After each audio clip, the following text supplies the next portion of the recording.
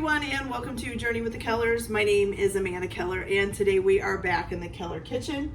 So today we are going to be making something from the Golden Girls cookbook. Ooh. Today's recipe is almost unsweetened granola. So a lot of the stuff in this book is all about doing things easily without having a lot of dishes, which is really cool because who wants a bunch of dishes? So basically the first thing you're going to do is preheat your oven to 300 degrees.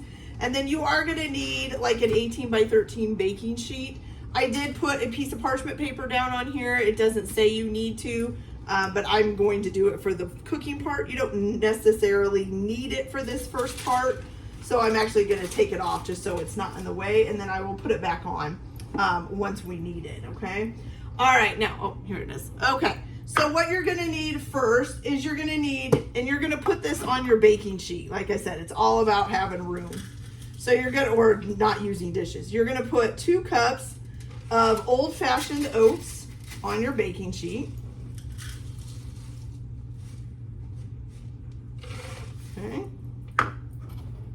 You're gonna put 3/4 of a cup of coarsely slivered almonds.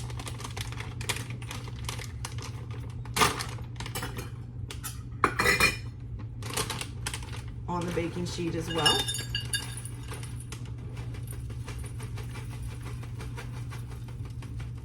Okay, almonds. You're also going to put a 1/2 cup of unsweetened coconut flake, which my 1/2 cup is missing. Oh, let's get the other one here. Here we go. Must be in the dishwasher. Okay. If I could get this coconut open, geez. There we go. I'm gonna maneuver the fingernails in there. Okay, so a 1/2 cup of unsweetened coconut flake on there. Good. Then you're also going to need a 1/3 of a cup of raw pepitas, which pepitas are pumpkin seeds, you guys. Make sure they're not toasted and roasted. I think I had to order these in order to get them. So 1/3 of a cup of raw pepitas. These are very small pumpkin seeds, so it must be like a smaller kind of pumpkin, because I mean, you know, when I see pumpkin seeds, they're huge. So those are pretty small. Must be from like a baking pumpkin or something. Okay, then let's see, what else do we need here? Oh, and your flaxseed. So the flaxseed is optional. You don't have to put it in here, but you need 3 tablespoons of it if you're gonna use it. So 1, 2,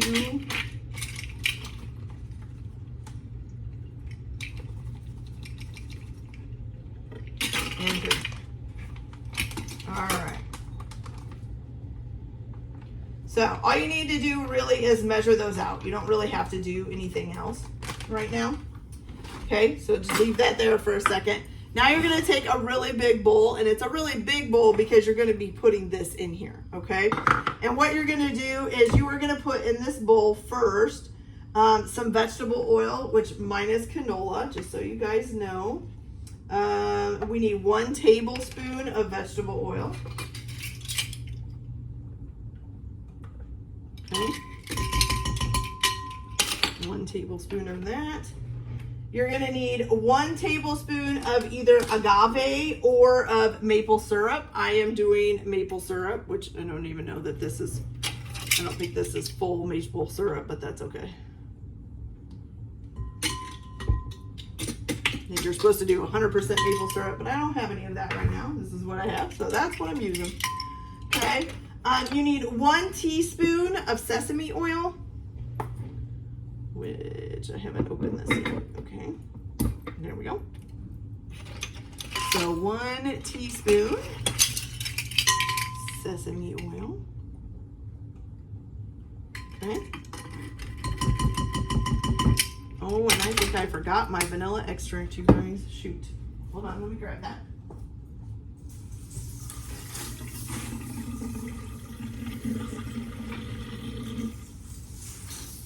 about that. All right, then you need a half of a teaspoon of pure vanilla extract. Okay. Got that.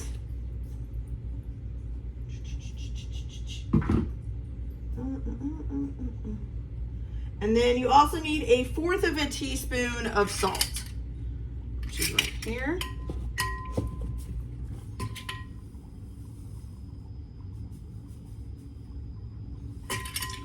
Okay, put that in there. And now you're gonna whisk this all together. It's a huge whisk, I just realized that. Okay. Whisk that all together. You get kind of a nice little brown, kind of a syrupy. Looks like syrup and sugar mixed together or something. Okay. So now what you're gonna do is you're going to, first of all, take your rings and stuff off. It says to do this by hand is the best way to do it. So go ahead and put this, add your pan mixture into here. Get it all in there.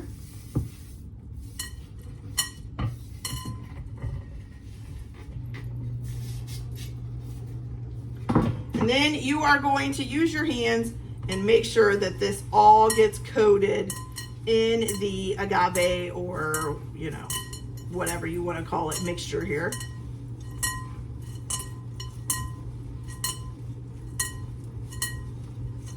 Make sure it's all evenly distributed. Everything gets some on it. I'm gonna spin the bowl because I have a habit of only going one way. This way I can make sure it all gets it. Oh, it makes kind of a pretty looking granola, you guys. Very pretty. Okay, wash my hands off here.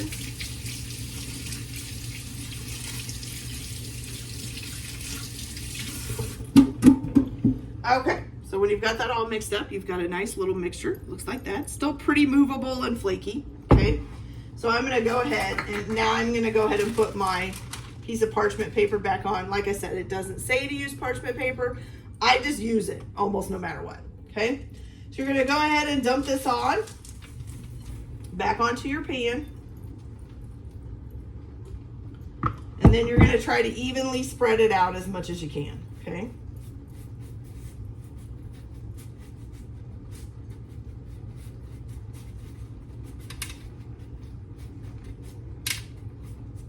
Looks pretty good. Here we go. It's looking good. Looking good. All right. So you got a nice even layer like that. Okay. Looks great. All right. So now you are going to cook this at 300 degrees for 15 minutes. Then you're going to use like a flat spatula. It says metal, but if you don't have metal, just use a spatula. You're going to turn it and stir it and mix it up real good, and so that it bakes and brown evenly. Okay, after that first 15 minutes and you've stirred it all up, you're going to scatter either a 3/4 of a cup of raisins or dried blueberries, whichever one you want to do. I am going to be using raisins over the granola and turn the mixture again, and then you're going to continue baking it, turning it once more until the oats and the coconut are deep golden brown, which should take about another 15 minutes. So probably at about 7 minutes or so, you should probably stir it up again, cook it for the continuing 7 minutes, but maybe keep an eye on it to make sure it's not getting too brown. Then you're gonna cool it completely and then it will be ready to go, okay? So I'm gonna go ahead and put this in the oven at 300 degrees, bake it for 15 minutes, stir it all up. Sprinkle 3/4 a cup of raisins or dried blueberries if you want them over it, mix it all up again, pop it back in the oven for about 15 minutes, turning it one more time while it's going through that until the almonds and the coconuts, it did say almonds, right? Not almonds, I'm sorry. Until the oats and the coconut are a nice deep golden brown, okay, which should take about another 15 minutes, and then cool it. And then I will be back and we'll try this and see how it tastes. So I'll be back in a little bit. Okay, you guys, so this is all done. I'll give you guys a closer look. It looks really good. Now, I will say, first of all, as I was cooking this, every time I would pull it out of the oven to stir it up, to me, it kind of smelled like coffee. Like, not like a really, really strong coffee, but it kind of had like a coffee scent. It's kind of strange, which I'm sure a lot of people would love, but for me, I don't drink coffee, so not so great for me. I don't smell it so much now. Maybe it's just like a mixture of the coconut and the oats together. I'm not sure. The other thing was, so after I put the raisins in and put it back in the oven, the raisins, when I went to go pull it out, blew up. They were like real thick and plump. I was like, what are those? I didn't put that in there. And I was like, oh my gosh, that's the raisins. So they did go back down once it cooled off. But I just thought that was really weird. There's these big, plump, little roly things in there that wasn't in there when I put it in the oven. I wasn't thinking. Some of that could be because I'm still a little sick. So, wasn't really thinking, that's raisins, duh. But anyways, so, so sorry. It does look really good, and I love all the color in this with the green and the white, and then I don't know what you would call it. Some people say raisins are brown, some say they're a deep purple, but it does look really good. So I'm going to try this. Usually though, just so you know, you would usually, put this on top of something, like on some fruit, or you'd put it on some yogurt, or, something like that. So you wouldn't usually just eat this by itself.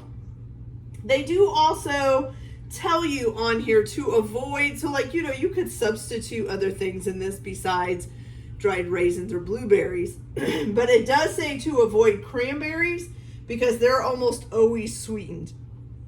And you're trying to go with, keeping the added sugar low.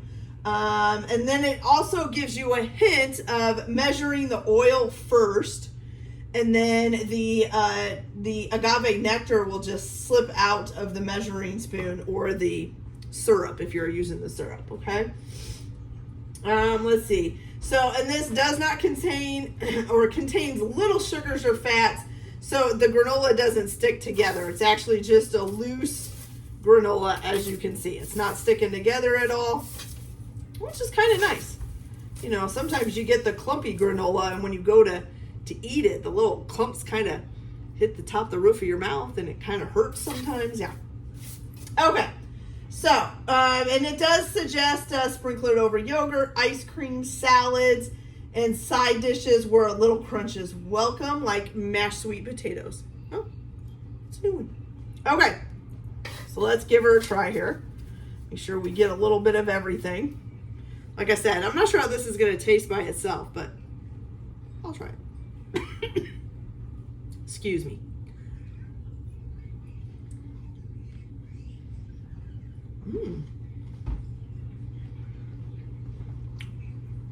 Kind of reminds me of a granola bar, a little bit. Granola bars are a little bit sweeter than this, but yeah, it's really good. It even, has a hint of sweetness, even though there's not a whole lot of sweetness in it. So that's really good, you guys. I really like that. I'm going to try that on some yogurt and stuff for breakfast in the morning. All right, you guys, so that's it for this video. I hope you liked it. Like and subscribe if you like, or don't if you don't. Everyone have a good day. Enjoy your cooking. Keep your kitchen messy, and we'll see you later. Bye.